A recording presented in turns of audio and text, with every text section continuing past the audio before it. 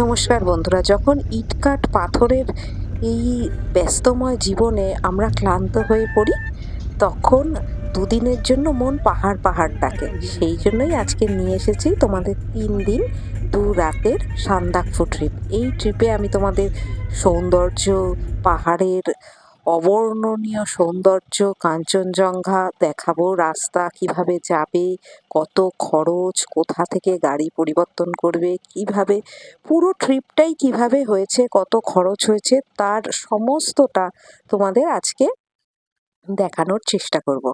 তো যদি ভালো লাগে সঙ্গে থেকো।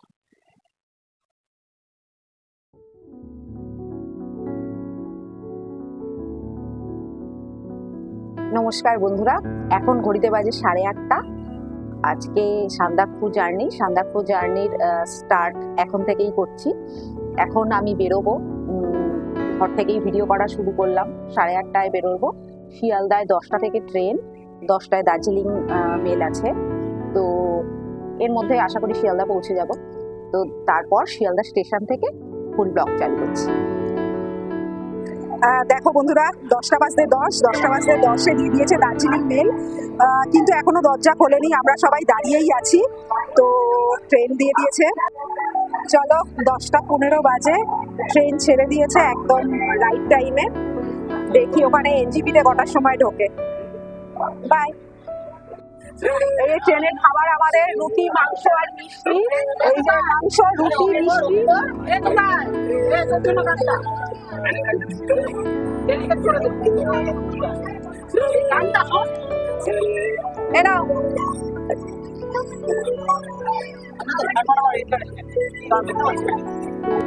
এটা কিন্তু ট্রেনের সকালে তোলা, তো জলও সাফিসিয়েন্ট ছিল, বাথরুমও সকাল অবধি পরিষ্কারই ছিল। এখন বাজে সকাল 8:10। আমাদের অ্যাকচুয়ালি নামার কথা হচ্ছে 8:05। এবার ট্রেন যদি রাইট টাইমে নামিয়ে দেয় তাহলে খুব ভালো। কেন সেটা তোমাদের পরে দেখাবো। যে আসলে আমরা তো যাচ্ছি সান্দাকফু মানিকগঞ্জ থেকে। লাস্ট গাড়ি ছাড়ার টাইম হচ্ছে 1:30। তো এখান থেকে মানিকগঞ্জ এটিভি থেকেও অনেকটা রাস্তা, সেই জন্য দার্জিলিং মেল আসলে যেতে যেতে 8:10 দেখাচ্ছে। তো আমার মনে হয় এর আগে যে ট্রেন এনজিপি পৌঁছায় না, সেই ট্রেনে আসলে টেনশনটা কম থাকে যে আমরা কিভাবে এনজিপি থেকে মানেভঞ্জন 1টার মধ্যে পৌঁছাবো, তার একটা ব্যাপার থেকে যায় না। তো পরে আমি তোমাদের দেখাচ্ছি যে এনজিপি থেকে মানেভঞ্জন যেতে আমাদের কতটা টাইম লাগছে। আবার শুনছি যে প্লেন যে রুট আমাদের এখানে যে দার্জিলিংয়ের শুনেছ ধস নেমেছিল, তার জন্য রাস্তাও নাকি অনেকটা খারাপ আছে। তো কতক্ষণ টাইম লাগবে সেটা আমরা বুঝতে পারছি না।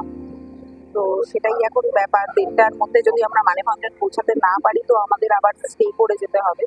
তো আমার মনে হয় দার্জিলিং মেল খুব ভালো এসছে, ভীষণ ভালো এসছে। তোমাদের দেখালাম, ওদের ট্রেনটা বেশ পরিষ্কার পরিচ্ছন্ন, সব দিক থেকে কোনো অসুবিধা নেই। শুধু 8:10 হয়ে যাচ্ছে এনজিপি স্টেশন। এবার এনজিপি স্টেশন থেকে বেরোতেও তো অনেকটা টাইম লাগবে, সেটাই হচ্ছে সমস্যা। ঠিক আছে, দেখি কখন কি হয়। এখন ঘড়িতে বাজে পুরো 8টা। আমরা এনজিপি স্টেশন নেমে গেছি। এই যে এনজিপি স্টেশন, আমরা নেমে গেছি। এখন স্টেশন থেকে বেরিয়ে গাড়ি ধরবো, গাড়ি বলা আছে। তো একদম রাইট টাইমে ট্রেন নামিয়ে দিয়েছে। এনজিপি স্টেশনের ভিতরে ফ্লাইওভারের কাজ হচ্ছে, তাই এখন অনেকটা বাইরে হেঁটে যেতে হচ্ছে পার্কিং এর জন্য। আমাদের গাড়ি ছেড়েছে হচ্ছে ঠিক 9:45। 8টায় একদম দার্জিলিং মেল নামিয়ে দিয়েছিল। 8টা থেকে এখন এনজিপি স্টেশনের ভেতরে কাজ হচ্ছে, যার ফলে ভেতরে যেখানটা আগে পার্কিং ছিল সেখানটা আর পার্কিংটা নেই। এখন বাইরে অনেকটাই হেঁটে এসে তারপর পার্কিংটা। তো গাড়িতে উঠতে উঠতে 9:45 বেজে গেছে। তারপর এনজিপি থেকে আমরা গাড়িতে রওনা দিয়েছি। গাড়ি তো ছেড়ে দিয়েছে, বাট তোমরা তো জানো কিছুদিন আগে এখানে ধস নেমেছিল, ভীষণ পরিমাণে বৃষ্টি হয়েছিল। এটা দেখেছো, রাস্তা সব ভেঙে গেছে। তো এখনো সম্পূর্ণভাবে ঠিক হয়নি। তো রোহিণী হয়ে যেটা মানেভঞ্জন যাওয়ার রাস্তা, সেই রাস্তাটা কিন্তু এখনো সম্পূর্ণভাবে ঠিক হয়নি, কাজ চলছে। তো আমাদেরকে বাধ্য হয়ে কার্শিয়াং হয়ে ঘুরে যেতে হচ্ছে, যার ফলে গাড়ির চার্জেসটা একটু বেশি এসছে। তো আমি ইলাবোরেট করে পরের সপ্তাহ বলছি তোমাদের। আমরা এনজিপি স্টেশন থেকে বেরিয়ে পড়েছি, আমরা যাব মিরিক হয়ে। কারণ রোহিণীর রাস্তা বন্ধ, তাই আমাদের ঘুরে যেতে হচ্ছে, যার ফলে ৩,৫০০ যেটা মানেভঞ্জন অব্দি গাড়ি ভাড়া এনজিপি থেকে, সেটা আমাদের পড়ে গেছে ৪,৩০০ টাকা। এই রাস্তার এক সাইড ওই ধস বৃষ্টি, যার জন্য রাস্তা প্রচন্ড খারাপ হয়ে গেছে, ওই জন্য এদিকে রাস্তা বন্ধ, এদিক দিয়ে যাওয়া যেত, তো সেটা আমরা যেতে পারছি না। তাই দেখো পিচ পুরো ভেঙে গেছে, পিলার ভেঙে গেছে, দেখতে পাচ্ছ কি অবস্থা রাস্তার। ওই কাজ চলছে পাশে। आपका नंबर दे देंगे हम वीडियो में, ठीक है। ये हमारे भैया जी हैं, यहाँ पे हमारे ड्राइवर है, हमारे पंजाब तक यही जाएंगे। সমতল ছেড়ে আমরা এবার পাহাড়ি রাস্তায় ওঠা শুরু করেছি, চলেছি। দেখছো তো একদম সুন্দর সবুজ জঙ্গলের মতন চারপাশ, আর রাস্তাও এখানে ভীষণ ভালো। মিরিখের রাস্তা, মিরিখের ভেতর দিয়েই যাব, তো রাস্তা একদম সুন্দর। কিছু কিছু জায়গায় সাইডে ওপর থেকে যখন বড় বড় পাথর পড়েছিল, সাইডে কিছুটা অংশ ভেঙে ভেঙে আছে, সেই সব জায়গায় কাজ হচ্ছে। কিন্তু এই দেখো একটা চেরি ব্লসম গাছ, সেই জন্য তুলে নিয়েছি। রাস্তা দেখছো একদম ঝাঁ চকচকে এবং যথেষ্ট চওড়া রাস্তা। তো এই রাস্তায় কোনো অসুবিধা নেই, দুপাশে চা বাগান, পাহাড়ি পথ শুরু হয়ে গেছে, যা মানে চোখে এত আরাম দিচ্ছে ভাবা যায় না। এইভাবেই এগিয়ে চলা আমাদের সান্দাকফুর উদ্দেশ্যে। আশা করি সামনের দিকটা আরো অনেক সুন্দর হবে।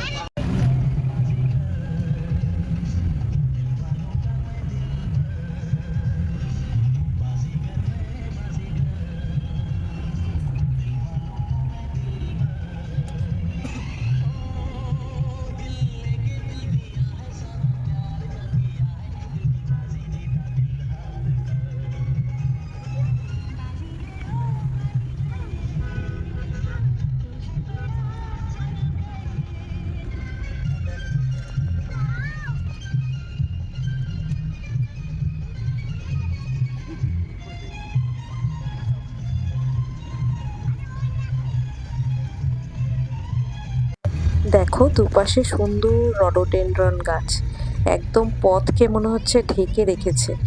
ফোনে অত ভালো তোলা যাচ্ছে না, কারণ ভীষণ বাঁক, গাড়ি ভীষণ ঘুরছে, তাই ফোন হাত কেঁপে যাচ্ছে, ফোন কেঁপে যাচ্ছে। কিন্তু এত সুন্দর না, পুরো রাস্তাটা একদম মানে ঘিরে রেখেছে। আগে জানো এই রডোডেনড্রন জঙ্গলের ভেতরে না ঢুকতে দিত সবাইকে, এখন ঢুকতে দেয় না। কারণ হচ্ছে মানুষ না এর ভেতরে ঢুকে চিপসের প্যাকেট, তারপরে জলের বোতল, কোল্ড ড্রিঙ্কসের বোতল এসব ফেলে আসে। এত সুন্দর জঙ্গলের ভেতরে আগে ঢুকতে দিত, কিন্তু এখন আর পুরো কাটা তার দিয়ে দু সাইড দিয়ে ঘিরে দিয়েছে, আর ঢুকতে দেয় না। মানুষ নিজেই এত নোংরা করে। এত সুন্দর জায়গায় এসে নিজেরা যদি আমরা একটু ঠিক হয়ে না থাকি, তাহলে কিভাবে চলে বলো? এই সুন্দর জায়গাটা কি আর ফিরে পাওয়া যাবে যদি একবার নষ্ট হয়ে যায়?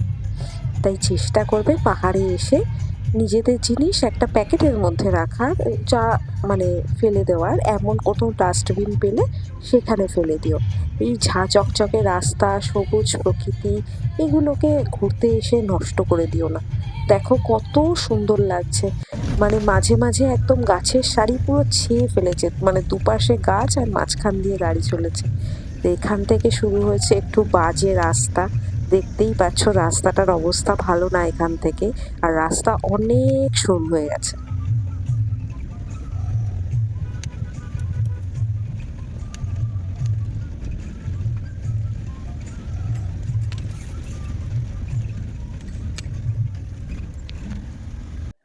ঘড়িতে এখন সময় হচ্ছে পুরো 12টা।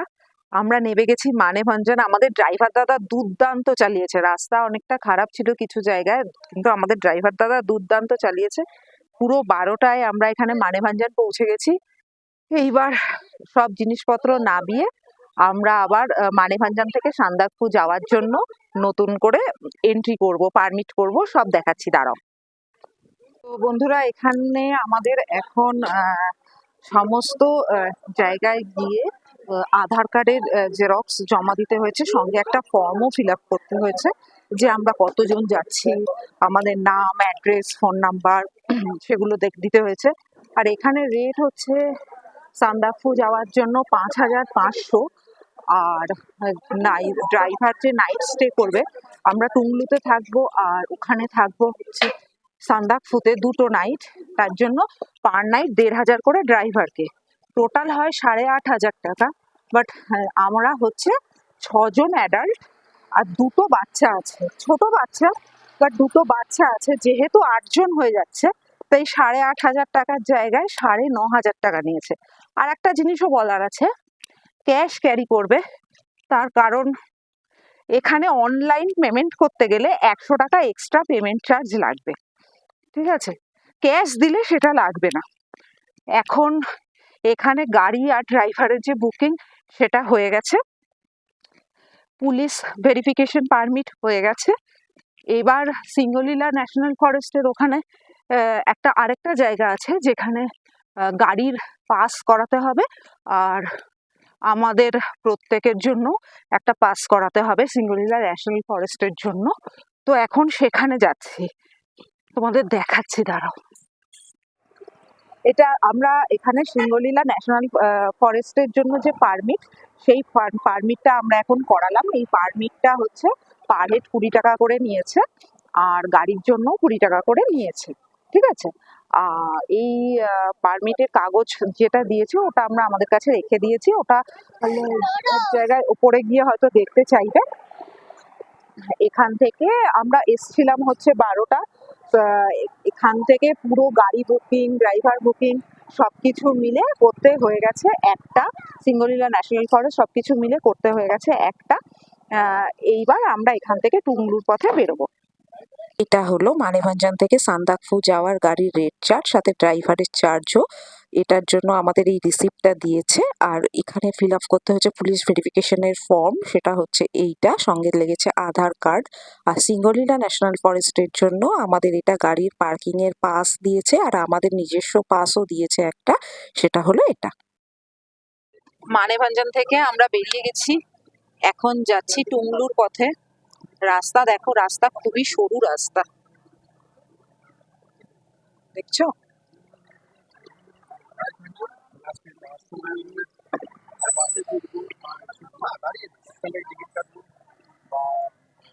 রাস্তা এখানে খুব সরু আর ভীষণ বাঁক। দেখছো ড্রাইভার দাদারা খুব ভালোভাবেই চালাচ্ছে, ড্রাইভার দাদা ভীষণ ভালোভাবে চালাচ্ছে।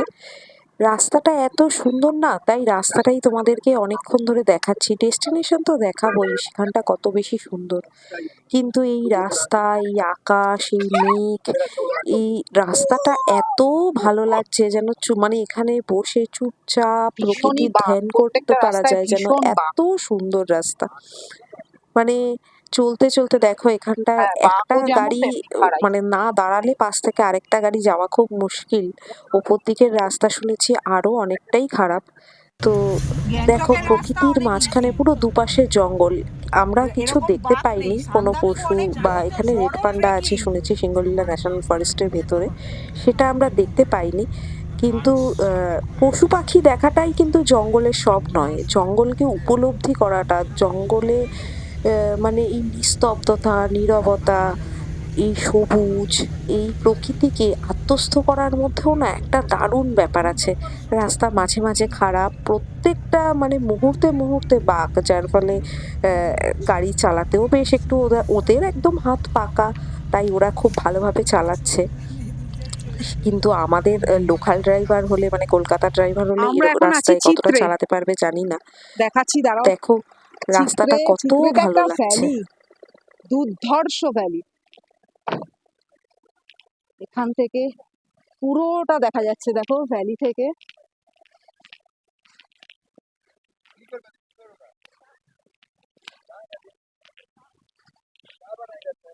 পুরো মেঘে ঢেকে আছে, দেখতে পাচ্ছ?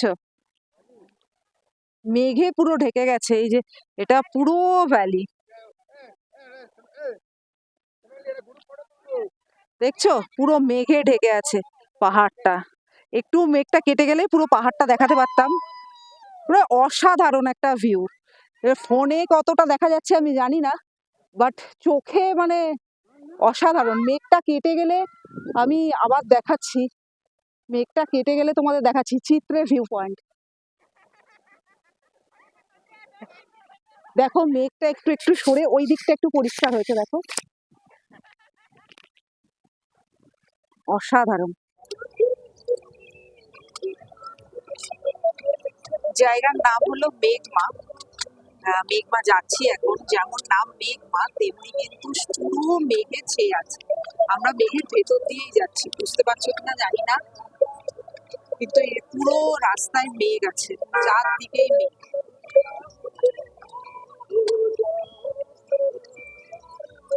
রাস্তাই বেশি দেখাচ্ছি, পথটাই দেখো, পথটাই কত সুন্দর। ওখানে গিয়ে ডেস্টিনেশন তো দেখাবোই। মেঘমার ওখানে আরেকবার চেকিং হবে। আমরা এখন এসে গেছি মেঘমা। দেখো পুরো মেঘে ঢাকা, যেমন নাম মেঘমা তেমনি পুরো মেঘে ঢাকা। নামের সঙ্গে প্রকৃতির কত মিল। পুরো কিছু দেখা যাচ্ছে না, চারদিকে শুধু মেঘ আর মেঘ, পুরো মেঘে ছেয়ে আছে। এটা হলো মেঘমা। পৌঁছে গেছি টুংলু। এই যে আমাদের হোমস্টে, রাজু হোমস্টে। ভেতর থেকেও কেমন দেখাবো, পুরো একদম দেখো কি সুন্দর ভিউ। পুরো ভিউটা আমি ঘুরে ঘুরে দেখাচ্ছি পরে, এখান থেকে কি কি দেখা যাচ্ছে। আগে চেক ইনটা করে নি। দেখো এটা হচ্ছে আমাদের রুম। আমাদের 6 বেডের রুম নেওয়া হয়েছে। এই দেখো ডবল বেডরুম, ডবল বেড করে 3খানা আছে। এই যে একটা, দুটো, তিনটে, তাই 6জনের হয়ে যাবে একটাই ঘরে। কি সুন্দর করে দেওয়া আছে দেখো, বেডগুলোও খুব সুন্দর। আর পুরো ঘরটা হচ্ছে এই যে দেখো, পুরো ঘরটা এই হচ্ছে ঘরটা। একটা ড্রেসিং টেবিলও আছে, একটা সিঁড়ি এটা উপরে আছে। একটু ওয়াশরুমটা দেখিয়ে দিই। এইটা হচ্ছে ওয়াশরুম, পরিষ্কার পরিচ্ছন্নই আছে।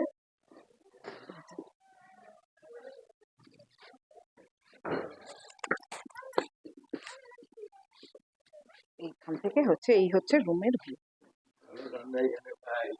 জল দিচ্ছে ওরা, সাফিসিয়েন্ট জল দিচ্ছে। এখানে আরো আছে, এই যে সব ভরে ভরে জল দিচ্ছে। বাট কল খুললে জল পড়ে না, ওরা কষ্ট করে জল এনে দেয়, তাই অপ্রয়োজনীয় ভাবে জল ব্যবহার করো না।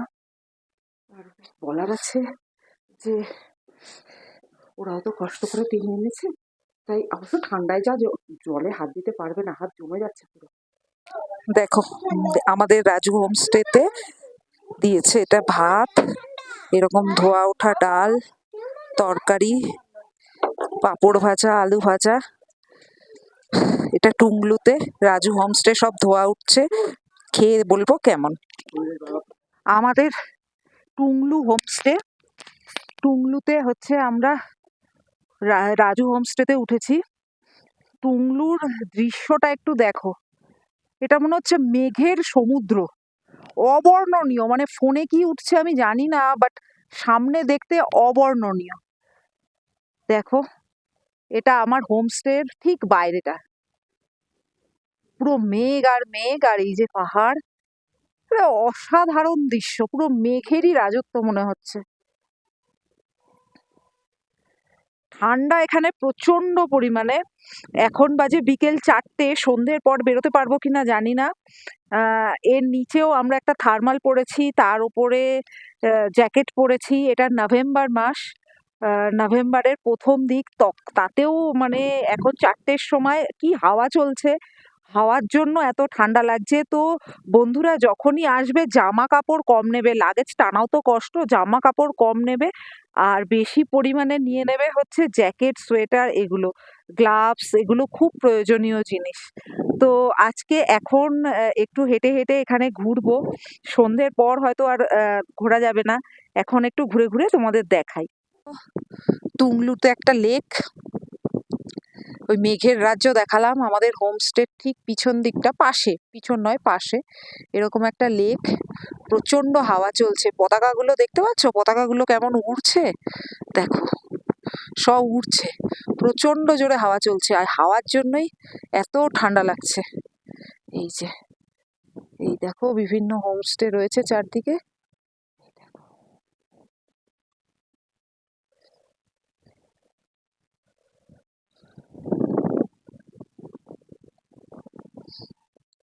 হাতটা জমে যাচ্ছে একেবারে, ফটো তুলছি তো, হাতে গ্লাভসটা পরতে পারিনি, হাত ঠাত একেবারে জমে যাচ্ছে।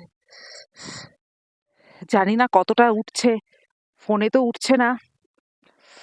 আমি এখন টুংলুতেই, বাইরে প্রচন্ড ঠান্ডা, মানে 2-3 ডিগ্রির মতন মনে হয় ঠান্ডা, বুঝতে পারছি না কতটা ঠান্ডা, ঘর থেকে কেউ বেরোতে পারছে না, এত ঠান্ডা। তো আমি বেরিয়েছি তোমাদেরকে একটু রাতের ভিউটা দেখাবো বলে। তো এখান থেকে পুরো দার্জিলিং শহরটা অসাধারণভাবে দেখা যায়, মানে চোখে দেখে যেভাবে দেখা যায় না, মানে সেভাবে, মানে ফোনে অন্ধকার, পুরো একদম ঘুটঘুটে অন্ধকার, মানে আমি এক স্টেপ পা ফেলছি, আমি কিছু দেখতে পাচ্ছি না, মানে সামনে কি আছে অন্ধকারে এতটা। এখান থেকে কিন্তু পুরো দার্জিলিং শহরটা দেখা যাচ্ছে, পুরো দার্জিলিং শহরটা রাতের বেলায় অসাধারণ জোনাকির মতো জ্বলছে। তাই তোমাদেরকে একটু দেখাবো বলেই আমি বেরিয়েছি এই ঠান্ডায়। দেখো, টুংলুর রাজু হোমস্টেতে আমাদের রাতের ডিনার, রুটি, আলু ভাজা, পেঁয়াজ, লঙ্কা আর চিকেন। আমরা বলেছিলাম কি আমরা ভাত খাবো না, রুটি খাবো, তো এইটা হচ্ছে রাতের মেনু। দিয়ে দিয়েছে 8:30টার সময়। ঠান্ডা লাগছে, খেয়ে দিয়ে শুয়ে পড়বে সবাই। রাজু হোমস্টেতে আমরা যখন রাতে ডিনার করছিলাম, এই হোমস্টে যে দাদা দিদিরা চালায়, তারা তখন এসে রিকোয়েস্ট করে যে ডিনারের পরে আমরা যেন সবাই ওদের সাথে একটু নাচ গান করি, এনজয় করি। তো ওরা এত ভালোভাবে মানে খেতে দিচ্ছে, এত আন্তরিক ব্যবহার করছে, তো ওদের অনুরোধ আমরা ফেলতে পারিনি। তো সবাই মিলে খাওয়া দাওয়ার পর একটু আনন্দ করছিলাম, নেপালি গানে নাচছিলাম, হিন্দি গানে নাচছিলাম। ওরাও আমাদের সাথে সমান তালে কাজ করছে, মানে একদিকে দেখো ওই পাশটা রান্নাও হচ্ছে আর আমরা সঙ্গে সঙ্গে নাচও করছি। রান্না হচ্ছে ওদের নিজেদের জন্য, আমাদের খেতে দেওয়ার পর ওরা আবার নিজেদের রান্না করছে। তো আমরা খুব মজা করেছি। রাজু হোমস্টেকে আমি 5-এ 5 দিলাম। গুড মর্নিং ফ্রেন্ডস, আমি আছি টুংলুতে, জাস্ট হোমস্টের বাইরে বেরিয়েছি সকাল 6টা। ঠান্ডা লাগছে, কেউ নেই এখন আপাতত, মোটামুটি ফাঁকাই। আর আমার হোটেলের সামনে এই যে পুরো কাঞ্চনজঙ্ঘা রেঞ্জ দেখতে পাচ্ছ, স্লিপিং বুদ্ধা, উফ, পুরা স্লিপিং বুদ্ধা। সমস্ত কষ্ট আমাদের সান্দাকফু ট্যুর মাত্র 3 দিন দূরাতের, এই এক রাত টুংলুতে ছিলাম। সকালবেলা উঠেছি, এই পাশটা দেখো, এই যে সূর্য, সূর্য উঠে গেছে। উফ, আর এখান থেকে পুরো এখনো মেঘ করেনি, এই যে নিচে পাহাড়গুলোর গায়ে মেঘ মেঘ মেঘ। আর এই যে পুরো কাঞ্চনজঙ্ঘা রেঞ্জ, স্লিপিং বুদ্ধ, সব কষ্ট আর কষ্ট থাকে না এত সুন্দর দৃশ্য দেখার জন্য।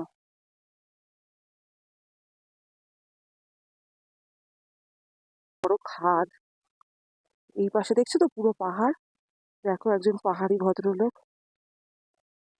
বদনা নিয়েই যাচ্ছে বোধহয়, কোথায় নেমে যাচ্ছে। ওদের কত অভ্যাস, আমরা হলে পারবো না। এখন বাজে ভোর 6টা, আমি 6টার সময় বেরিয়েছি, কোথায় নেমে যাচ্ছে দেখো, কোথায়, এই যে পাহাড়ের রেঞ্জ, কোথায় উনি নেমে যাচ্ছে সেই দেখানোর জন্য বললাম। এটা কোনো রাস্তা নেই কিন্তু, ওনার পক্ষেই সম্ভব। আবার উনি উঠছে দেখো।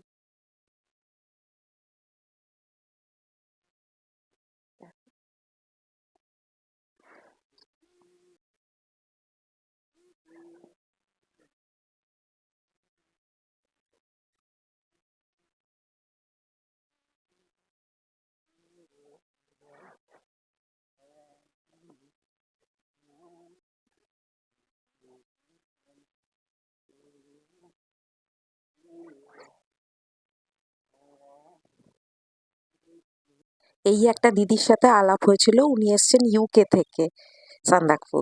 আর এরা হচ্ছে হোমস্টে চালায়, রাজু হোমস্টে, খুব ভালো এরা। যে হচ্ছে আমাদের অভিজিৎ দা, ও হঠাৎ করে ওরই মাথায় এসেছিল আমরা কোথাও একটা ঘুরতে যাই আচমকা, তো সেখান থেকেই হট করে সান্দাকফু ঠিক হয় আমাদের, হট করেই ঠিক হয়েছে। তারপর আমরা এখন চলে এসেছি এখানে। কেমন লাগছে Abhijit? To be honest, one ওয়ার্ডে যদি আমি বলতে চাই, excellent, out of the world. মানে এটা আমি এই কারণে বলছি, জাস্ট বিকজ আমি আর্লি মর্নিং কখনো উঠি না, বাট আজকে যখন আমাকে আর্লি মর্নিং উঠে সবাই বললো চলো একবার আউটসাইডে সিনারিটা দেখো তারপরে বলা। অনেস্টলি বলছি, আমি যখন ইচ্ছা ছিল না, আমি কোনো রকম ভাবে জাস্ট বাইরে বেরোলাম যে দেখার জন্য, যেতে ওরা বলছে যাই ওদের সাথে, যেহেতু গ্রুপে এসছি তার জন্য দেখার জন্য বাইরে গেছি। আর আমি যখন বাইরে গেছি, বাইরে গিয়ে ফিউ অফ সেকেন্ডের জন্য একদম চুপ হয়ে গেছি, তারপরে সাডেনলি আমার মধ্যে এত জোরে আওয়াজ বেরিয়েছে নিজেকে কন্ট্রোল করতে পারি, জাস্ট বিকজ সামনে যে দৃশ্যটা আমি দেখেছি সেটা আপনাদের হয়তো আমি বোঝাতে পারবো না। এটা হচ্ছে কি আমার চোখের যে আনন্দটা সেটা এক্সপ্রেস করছিল আমার ভয়েসটা। Thank you. আমাদের সাডেন প্ল্যান হয়েছিল হট করে এখানে সান্দাকফু আসার, তো সান্দাকফু এসে এই যে আমাদের একটা ছোট্ট সদস্য এসেছে, কেমন লাগছে বলো, বলো কেমন লাগছে? তোমার কেমন লাগছে? এখানে এসে খুব ভালো লেগেছে। এর আগে অনেকবার এসেছি, বাট এরকম আনন্দ এর আগে কখনো পাইনি। সত্যি অসাধারণ। তোমার কেমন লেগেছে? ভালো। এখানে ঠান্ডা কেমন? ঠান্ডা খুব বেশি, কত ঠান্ডা? তাও ভালো লাগছে, খুব ভালো লাগছে, খুব ভালো লাগছে। খুব ঠান্ডার ভালো জ্যাকেট সোয়েটার কোনরকম আনতে হবে? কিছু অনেক কিছু লাগবে। তো ভালো। খুব ভালো জায়গা, খুব ভালো লেগেছে। কেমন লেগেছে বলো? ভালো। কেমন? ভালো। খুব ভালো না হ্যাঁ। অল্প ভালো? খুব ভালো। খুব ভালো। হ্যাঁ। পাহাড় দেখেছো? হ্যাঁ। আচ্ছা, তো বাবার কেমন লেগেছে? বাবা বলো। ও আমার খুব কষ্ট হচ্ছে ভাই। এটা দেখো একটা দুর্ধর্ষ জিনিস, আমাদের রাজু হোমস্টেতে সকালের ব্রেকফাস্ট তৈরি হচ্ছে। দেখেছো এরকম কাঠের জালে কি সুন্দর ম্যাগি হচ্ছে, দারুণ ব্যাপার। আমরা এখানে হাত পাও সেকছি ঠান্ডায়। এই যে দিদি সার্ভ করছে, এই দিদি সকাল থেকে কাজ করে যাচ্ছে। এই যে গরম গরম ব্রেকফাস্ট দেখো, একদম ধোয়া ওঠা ম্যাগি। ওহো, এগ দিয়ে ম্যাগি। সকাল 10:40 বাজে, আমরা বেরিয়ে গেছি সান্দাকফুর পথে টুমলুক থেকে। রাস্তা তো দেখছো এখানে ভীষণ চড়াই উতরাই আর ভীষণ পরিমাণে বাঁক আছে। তো আমাদের ড্রাইভার দাদাটা ভীষণই ভালো। এই যে ড্রাইভার দাদা আমাদের পদে পদে গাড়ি এরকম আসছে, এখানে দুটো গাড়ি যাওয়ার মতন কন্ডিশন নেই, একজনকে পিছিয়ে আগে এইভাবেই যেতে হচ্ছে। সকালে একদম ক্লিয়ার ভিউ ছিল, এভারেস্ট পর্যন্ত দেখা গেছে। তো বাকিটা ওখানে গিয়ে আবার দেখাচ্ছি। এইখানে রাস্তাটা একটু দেখো বন্ধুরা, এই রাস্তাটা না অনেকটা চীনের প্রাচীরের মতো, এক পাশে পুরো খাত আর এক পাশে পাহাড়ের ঢাল, আর ওই দূর পর্যন্ত দেখছো রাস্তা এঁকে বেঁকে পাহাড়ের গা দিয়ে চলে গেছে। এখান থেকে ওই দূরের রাস্তাটাও কি সুন্দর দেখা যাচ্ছে। এই পথটা ধরেই আমরা ওপরের দিকে উঠছি। রাস্তা এখানে ভীষণ ভালো, কিন্তু রাস্তাটা খুব সুন্দর, এইভাবে এঁকে বেঁকে ওপর দিকে ন্যাশনাল ফরেস্টের এন্ট্রি গেট। আমরা এখন যাচ্ছি সিঙ্গলীলা ন্যাশনাল ফরেস্টের ভেতর থেকে। দেখো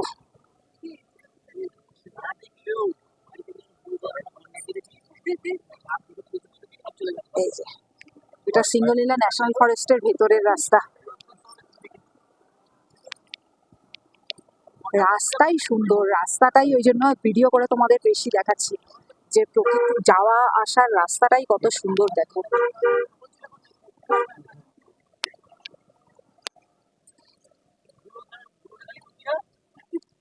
গলিরা ন্যাশনাল ফরেস্টে ঢোকার মুখে একবার চেকিং হয়েছে। ওই যে নিচে পাস করেছিলাম আমরা ঢোকার জন্য, গাড়ির পাস, নিজেদের পাস, সেটা চেকিং হয়েছে। রাস্তায় অনেক জায়গায় চেকিং হয়েছে, প্রত্যেক জায়গায় আধার কার্ডের জেরক্স লেগেছে। আর আধার কার্ডটা জেরক্স করে আনবে, আর সঙ্গে না ক্যাশ ক্যারি করবে। এখানে না ইউপিআই চলে না, এটিএম নেই, নেট একদম নেই। মানিভঞ্জনের পর থেকে কোনো টাওয়ার নেই ফোনে, তাই নেট চলবে না, ইউপিআই চলবে না, এটিএম নেই, তাই ক্যাশ ক্যারি করবে। আধার কার্ড জেরক্স করে আনবে। গাড়িতে কজন মেল আছে, কজন ফিমেল আছে, কজন চাইল্ড আছে, সব কিছু ওখানে এন্ট্রি হয় খাতায়, গাড়ির নম্বর সহ।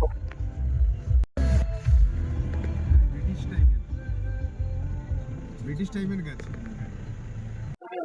টুংলু থেকে বেরোনোর পর আমাদের যেখানে সিঙ্গলীলা ন্যাশনাল ফরেস্ট, সেখানে একবার এন্ট্রি করতে হয়েছে। আর এটা হচ্ছে গৌরীবাস।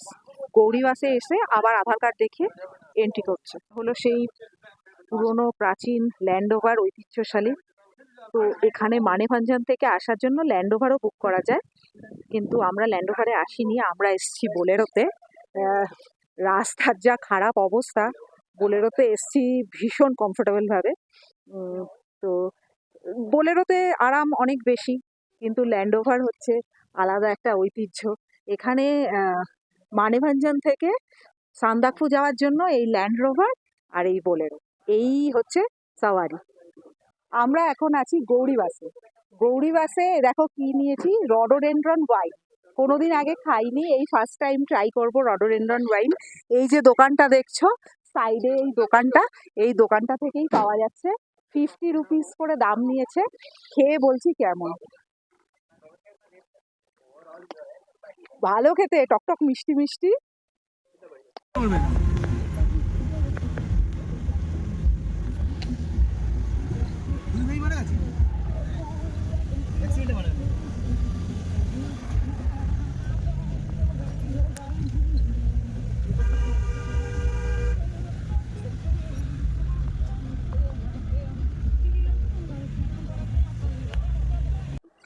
এটা হচ্ছে পাহাড়টা। এই জায়গাটা এখানে হচ্ছে রেল ফান্ডা দেখা যায় রয়েছে। আমরা রেল ফান্ডা দেখতে পাবো কিনা জানি না, আমরা একটু যাদের তবে এখানেই রেল ফান্ডা দেখা যায় একটা জায়গাটা। গৌরীর কাছ থেকে দেখবো আমরা একটু যাওয়ার পথে ওই রাস্তাটা।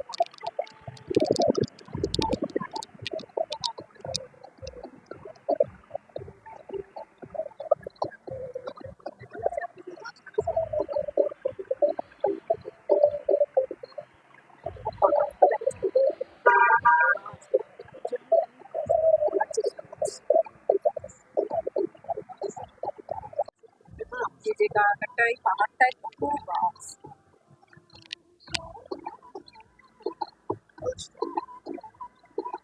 গানটা দেওয়ার কি মানে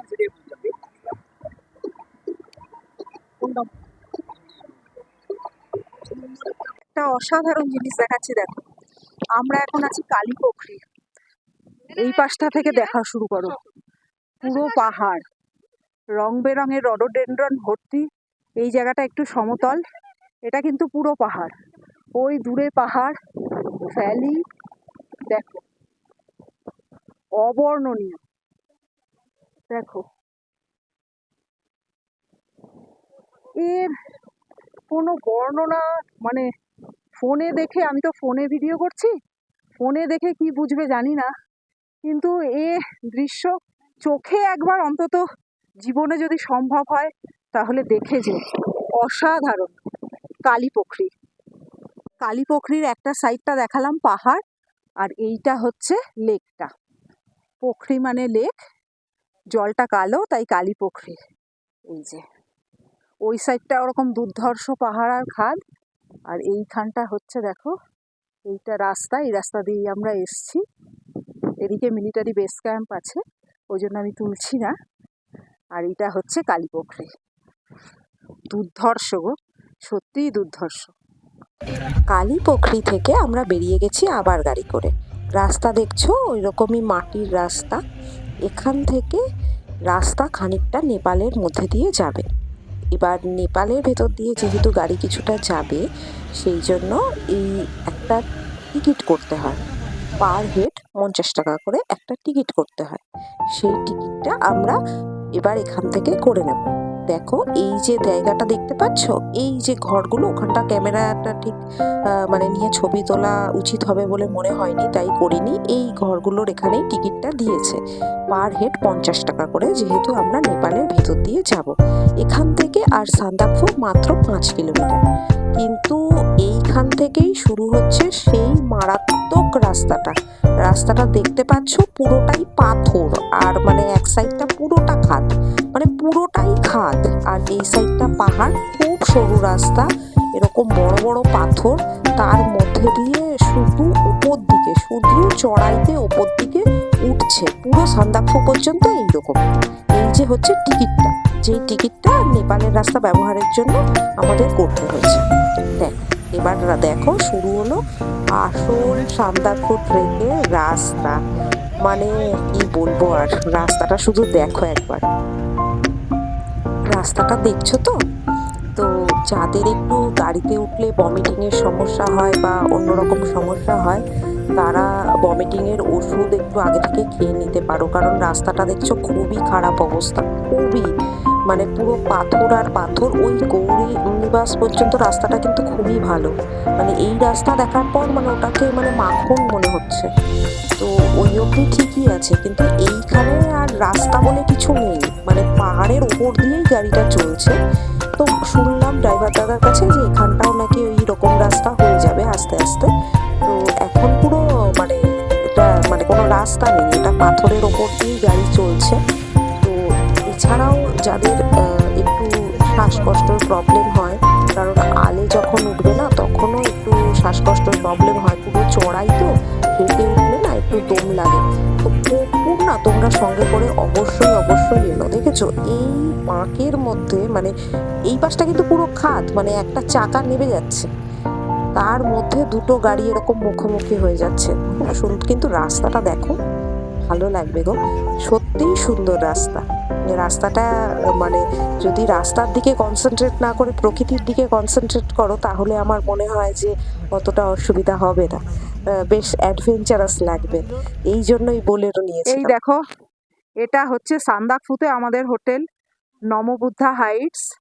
ভেতরটাও দেখাচ্ছি।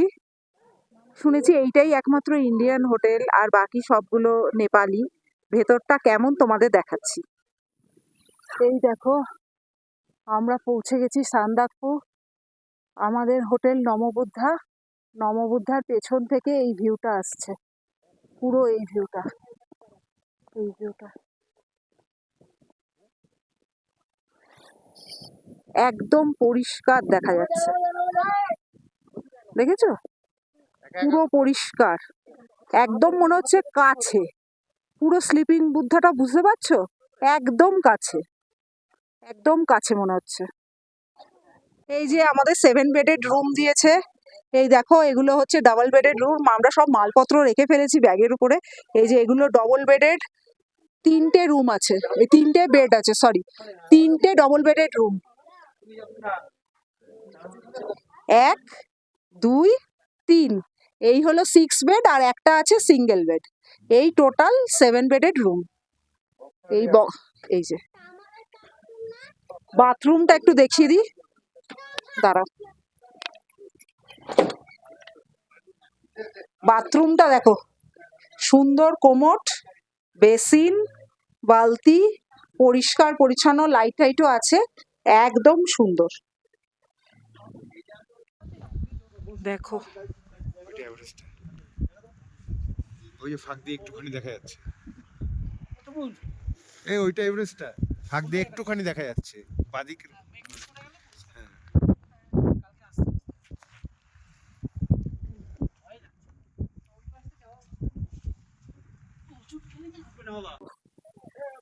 পুরো স্লিপিং বুদ্ধা, কত দেখো, পুরো স্লিপিং বুদ্ধা। আমরা চলে এসেছি সান্দাকফু, আমাদের হোটেল নমবুদ্ধা। নমবুদ্ধার জাস্ট পেছন থেকেই এরকম একটা উঁচু সিঁড়ি করা আছে, সিঁড়ির থেকে পুরো একদম দেখা যাচ্ছে স্লিপিং বুদ্ধা, একদম সামনে থেকে। আমি জুম করে নিয়ে ফোনে তুলছি, এত অসাধারণ সামনে থেকে মানে বোঝা যাচ্ছে, কি মানে বলে বোঝাতে পারবো না, ভাষায় বর্ণনা করা যায় না।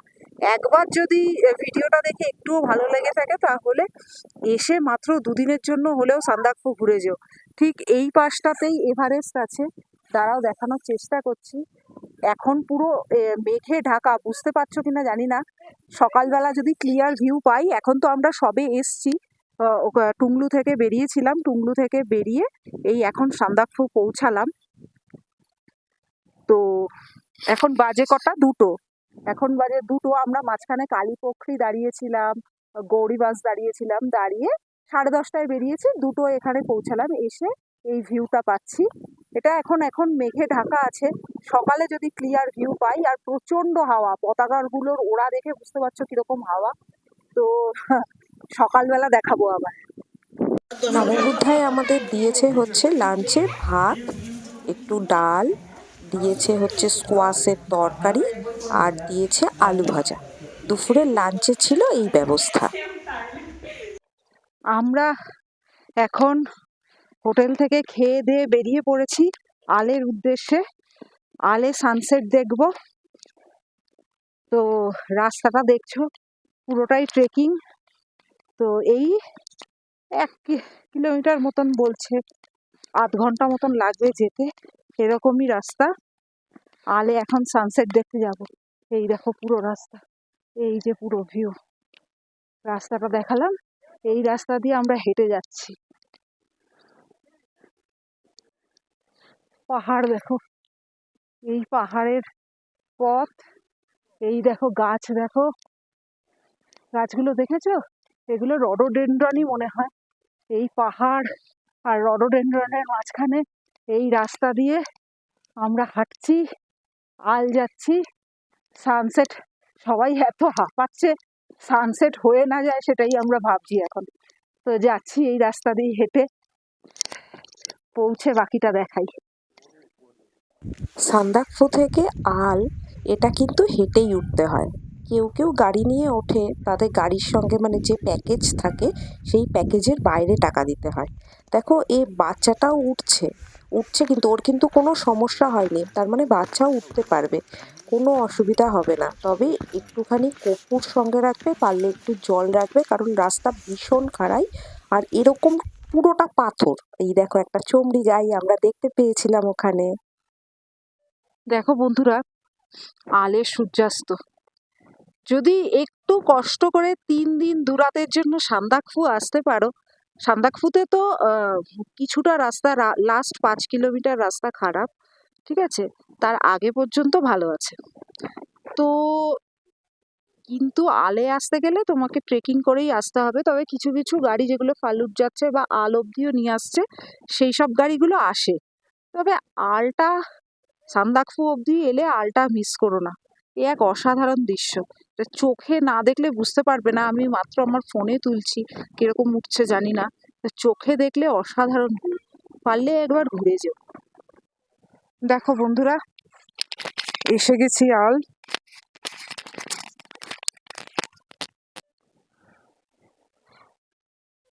এই যে বন্ধুরা দেখো, চলে এসছি আল। মেঘের রাশি দেখছো? শুধু মেঘ আর মেঘ। এইটা হচ্ছে সানসেট ভিউ পয়েন্ট আলে। দেখো, সান্দাকফু থেকে আমরা 3 কিলোমিটার ট্রেক করে এসছি। ট্রেক করে এখানে সানসেটটা হবে। ওই যে হচ্ছে গিয়ে কাঞ্চনজঙ্ঘা, এভারেস্টের পিকগুলো দেখা যাচ্ছে, দেখেছো? এই যে মেঘ, মেঘ দেখো, মেঘ ভাসছে, পুরো উড়ছে মেঘ, দেখতে পাচ্ছ যে কত মেঘ। এইটা হচ্ছে সানসেট, এই দেখো সানসেট, অসম্ভব সুন্দর। এর মধ্যে দাঁড়িয়ে আছি আমরা এখন। দেখো একটা হাস্কি আছে, ও আলে আমাদের সাথে ঘুরছে সমানে। ওই দেখো নাচছে কি সুন্দর। এই দেখো হাস্কি ঘুরছে এখানে। ওই যে মাউন্ট এভারেস্ট, দেখেছো মাউন্ট এভারেস্ট? পুরো মেঘ, আমরা এর মধ্যেই দাঁড়িয়ে আছি। অসাধারণ অসাধারণ। আমি ফোনে তুলছি, ফোনে দেখো, ফোনেই কত সুন্দর লাগছে।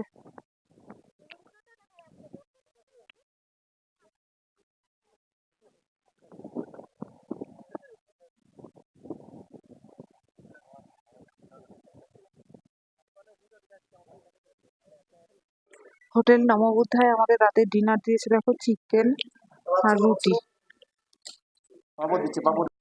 সান্দাকফুতে সন্ধ্যের পর এত ঠান্ডা, এটা নভেম্বর মাসের প্রথম দিক, এত ঠান্ডা যে আমরা একটু আড্ডা মারছিলাম, কিন্তু কম্বল মুড়ি দিয়ে মানে ঠান্ডায় জলে হাত দেওয়া যাচ্ছে না, নিচে নামা যাচ্ছে না, ভীষণ হাওয়া বইছে, মানে এত হাওয়ার চিন্তা করা যাচ্ছে না, ওই জন্য কেউ বিছানা থেকেই নামতে পারছে না। এদের ঠান্ডা খুব বেশি লেগেছে, এত লেগেছে যে এরা ঘরে দিয়ে খাটে দিয়েও নামছে না। গুড মর্নিং বন্ধুরা, সকাল বাজে 6:30। আমি এখন সান্দাকফুতে। এত হাওয়া বইছে, মানে কলকাতায় যে 80-90 কিলোমিটার বেগে ঝড় হয় তার থেকেও বেশি সারা রাত এরকম ঝড়ের মতোই হাওয়া বয়েছে। হাত পা পুরো ঠকঠক করে কাঁপছে। তাও আমি বেরিয়েছি সকালে, তো কাঞ্চনজঙ্ঘা স্লিপিং বুদ্ধ রেঞ্জটা, এইদিকে হিমালয়ান রেঞ্জটাও পুরো পরিষ্কার দেখা যাচ্ছে, পুরো পরিষ্কার দেখা যাচ্ছে, দেখেছো? এখন কোনো মেঘ নেই, ভীষণ হাওয়া, দৃশ্য অসাধারণ, কিন্তু এই শুট করতে জীবন বেরিয়ে যাচ্ছে আর চোখে দেখতেও। এটা হচ্ছে হোটেল শেরপা চ্যালেট, এর পাশেই আছে হোটেল সানরাইজ। এই দুটো নেপালি হোটেল। এটা না অনেকটা উঁচুতে, এখান থেকে না পুরোপুরি সামনে একটা বেঞ্চ মতো করা আছে, এখান থেকে না সরাসরি এই ভিউটা দেখছো শেরপা চ্যালেটের সামনে থেকে, অনেকটা উঁচু থেকে পুরো সরাসরি একদম sleeping Buddha, Kanchenjunga, Everest range পুরো সরাসরি দেখা যায়। নববোধ্যায় আমাদের সকালের ব্রেকফাস্ট দেখো দিয়েছে পোলাও, একটা রাইস, জিরা রাইস মতো পোলাও রাইস, একটা চানা মশলা মতো, ডিম সিদ্ধ, নানপুরি ছিল, নানপুরি আর নীল। এখন বাজে সকাল 9:15। সান্দাকফু থেকে আমরা বেরোচ্ছি মানেভঞ্জনের উদ্দেশ্যে। এই যে আমাদের প্যাকিং হচ্ছে, মানে গাড়িতে ব্যাগ ট্যাগ উঠছে। 9:15 বাজে, 9:30টার মধ্যে আমরা এখান থেকে বেরিয়ে যাব। এবার কটায় মানেভঞ্জন পৌঁছাই সেটাই হচ্ছে কথা। তারপর মানেভঞ্জন থেকে আবার গাড়ি করে এনজিপি। 8টায় আমাদের দার্জিলিং মেল আছে। তো এখান থেকে পুরো এনজিপি অবধি যেতে কতটা টাইম লাগছে সেটার জন্যই এই ব্লগটা করা। তাহলে তোমরা বুঝতে পারবে যে পুরো সান্দাকফু থেকে যেতে কতটা টাইম লাগে এনজিপি। সান্দাকফু থেকে যখন নামছি, ওঠার সময় তো একরকম ছিল, গাড়ি ওপর দিকে উঠছিল, এখন গাড়ি একদম নিচে, মানে সোজা নামছে, ঢালটা আর এরকম বাঁক একদম সোজা নিচের দিকে নামছে। আর এরকম পাথরের রাস্তা, মানে মোটামুটি পিলে চমকেই যায় এরকম অবস্থা। ওঠার সময়ও মানে খারাপই লাগছিল, কিন্তু নামার সময় ভয় লাগছে। ড্রাইভার দাদাটা এত ভালো ছিল, এত ভালো গাড়ি চালায়, এত হাতের গ্রিপ, একটুও 19-20 হয়নি, একটুও 19-20 হয়নি। ভীষণ সব রুলস মেনে গাড়ি চালায়, ভীষণ ভালো পেয়েছিলাম। এই যে শোভা, এই শোভা পেছনে ফেলে আমরা আবার ফিরে যাচ্ছি আমাদের বাড়ির উদ্দেশ্যে। এই সব রাস্তা দিয়েই আমরা এসছিলাম, আবার ফিরে যাচ্ছি, ফিরবো আমরা মিরিক হয়ে। দেখো বন্ধুরা, সান্দাকফু ট্রিপের একটা শর্ট জিস্ট আমি করে দিয়েছি, যেটার মধ্যে কত খরচ আর গাড়ি ভাড়া কত পড়ছে, ড্রাইভারের নম্বর, তারপরে হচ্ছে গিয়ে কোন হোমস্টেতে মানে কোথায় থাকবে, কোন হোটেলে থাকবে, সেই কয়েকটা হোটেলের ফোন নাম্বার, কার কত ভাড়া, সমস্ত একটা জিস্ট করে দিয়েছি। তো আমি বলছি দেখো, এই যে প্রথমে এনজিপি আসবে, এনজিপি থেকে হচ্ছে মানেভঞ্জন। এনজিপি অবধি তো তোমরা ট্রেনে আসছো, যে যা টিকিট করবেই। এনজিপি থেকে মানেভঞ্জন, মানেভঞ্জন হচ্ছে তোমাকে বাই কার আসতে হবে। এনজিপি থেকে মানেভঞ্জনের গাড়ি ভাড়া হচ্ছে 3,500 থেকে 4,000-এর মধ্যে। অ্যাকচুয়ালি 3,500-ই ভাড়া, কিন্তু এখন রোহিণী ব্রিজটা ভাঙা আছে বলে সেই জন্য একটু ভাড়া বেশি পড়ছে। তো আমাদের যাওয়ার সময় মানেভঞ্জন থেকে, মানে এনজিপি থেকে মানেভঞ্জনের গাড়ি ভাড়া নিয়েছে হচ্ছে 4,300 টাকা, ঠিক আছে? 4,300 টাকা যাওয়ার সময় নিয়েছে।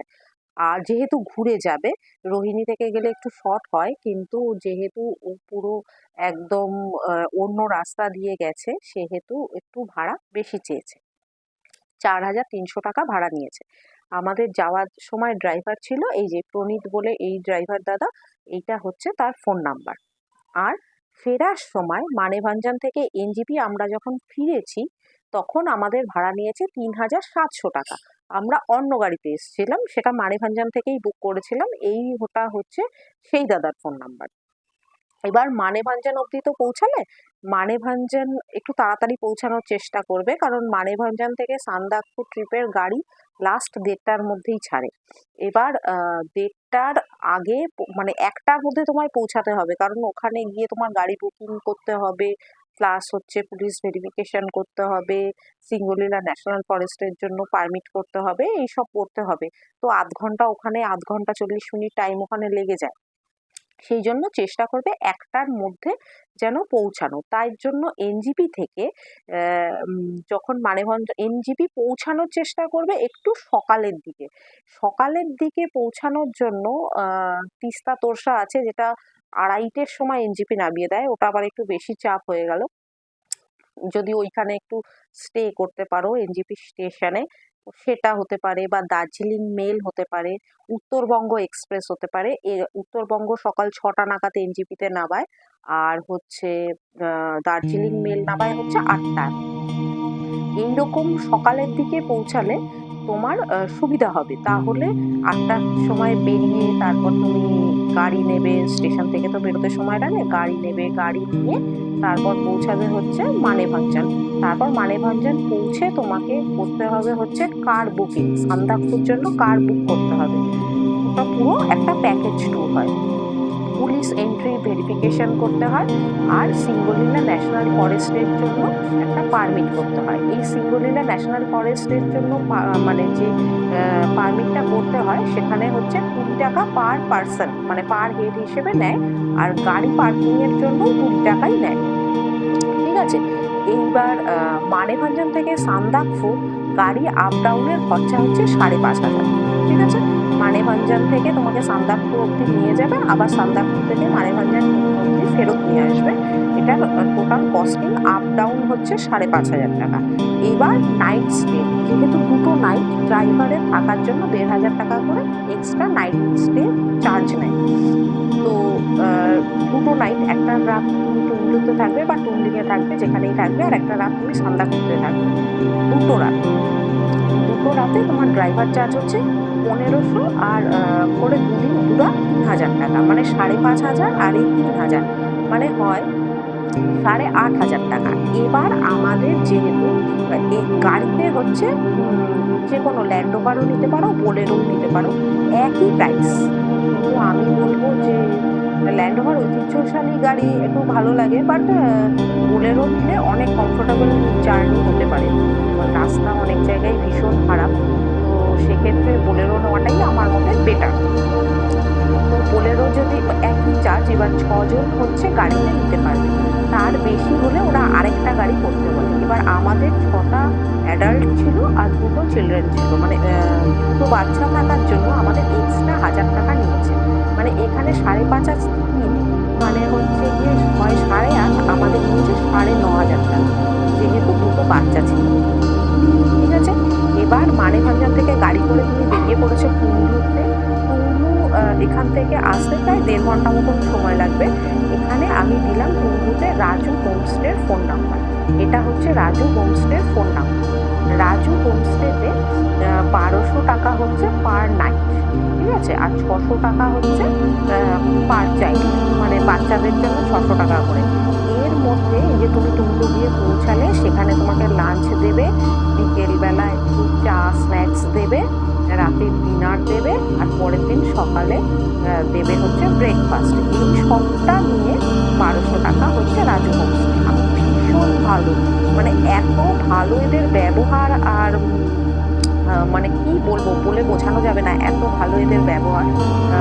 অনেকে টুংলুতে না থেকে টুংলুতেও থাকে, কিন্তু আমি বলবো টুংলুতেই থাকার জন্য, কারণ টুংলুতে থাকলে না তুমি সিনিক বিউটি, তারপর কাঞ্চনজঙ্ঘা, এগুলো সরাসরি বেশি ভালো করে দেখতে পারবে। টুংলুতেও থাকতে পারো, কিন্তু আমি সাজেস্ট করবো কি টুংলুতেই থাকো। এটা দিয়ে দিলাম। তাহলে টুংলুতে তার ভাড়া কত করতে পারে আর তার ফোন নাম্বার তোমাদের দিয়ে দিলাম। এবার টুংলু থেকে তোমার গাড়ি বেরোচ্ছে সান্দাকফুর জন্য নেক্সট মর্নিংয়ে, মানে ব্রেকফাস্ট করে তুমি বেরিয়ে গেলে পরের দিন, মানে মানেভঞ্জন থেকে সোজা এসে টুংলুতে ছিলে, রাত্রিটা ছিলে পুরোটা, সকালে ব্রেকফাস্ট করে এবার সান্দাকফুর জন্য বেরিয়ে গেলে। এবার সান্দাকফুর জন্য 3টে হোটেলের আমি মানে ফোন নাম্বার দিয়েছি, দেখো। একটা শেরপা চ্যালেটে হচ্ছে 1,900 টাকা পার হেড। হোটেল সানরাইজ, এটাও হচ্ছে 1,900 টাকা পার হেড। আর হোটেল নমবুদ্ধা, এটাই হচ্ছে 1,600 টাকা পার হেড।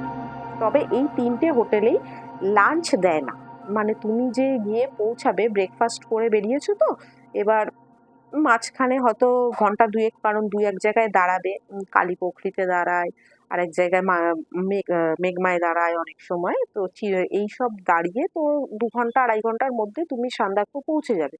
তো তখন গিয়ে তো তোমার লাঞ্চ করতে হবে। এই 3টে যে হোটেলের ফোন নাম্বার দিলাম, এই 3টিতেই কিন্তু লাঞ্চ ইনক্লুডেড নেই।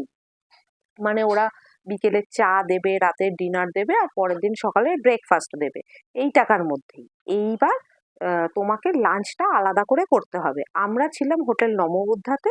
নমবুদ্ধাতে 1600 টাকা পার হেড ছিল, আর বাচ্চাদের নিয়েছিল 800 টাকা করে পার হেড। এবার যেহেতু আমরা লাঞ্চটা আলাদা করে করিনি, ওদেরকে বলেছিলাম যে আমরা প্যাকেজের মধ্যেই যাব, তো সেহেতু 1600 টাকাটা 1800 টাকা নিয়েছিল, তার বদলে ওরা লাঞ্চ দিয়ে দিয়েছিল। 1800 টাকা পার হেড অ্যাডাল্টদের আর 900 টাকা পার হেড চাইল্ডের দিয়ে ওরা দুপুরের লাঞ্চটা দিয়ে দিয়েছিল। এবার যদি তুমি এই 1600 টাকাতেই ধরো করতে চাইলে, তাহলে তোমাকে লাঞ্চটা আলাদা নিজের পয়সায় করে নিতে হবে, ঠিক আছে? এইবার মাঝখানে যখন তুমি টুংলু থেকে টুংলু থেকে সান্দাকফু যাচ্ছ, সেই সময় কিছুটা রাস্তা নেপালের ভেতর দিকে যায়। তো ওখানে নেপালে রাস্তা ব্যবহার করার জন্য 50 টাকা পার হেড নেয়, ঠিক আছে? এবার মানেভঞ্জন থেকে সান্দাকফু যে ফুল ট্রিপটা, আমাদের যে ড্রাইভার দাদা ছিল, এই যে লাকপা, ওর ফোন নাম্বার এইটা, ভীষণ ভালো। মানে রাস্তা এতটাই খারাপ, বিশেষ করে নাবার সময় তো এত খারাপ, এত বাঁক আর এত পাথর, মানে পাথুরে রাস্তা, মানে আমাদের তো রীতিমতো ভয় লাগছিল।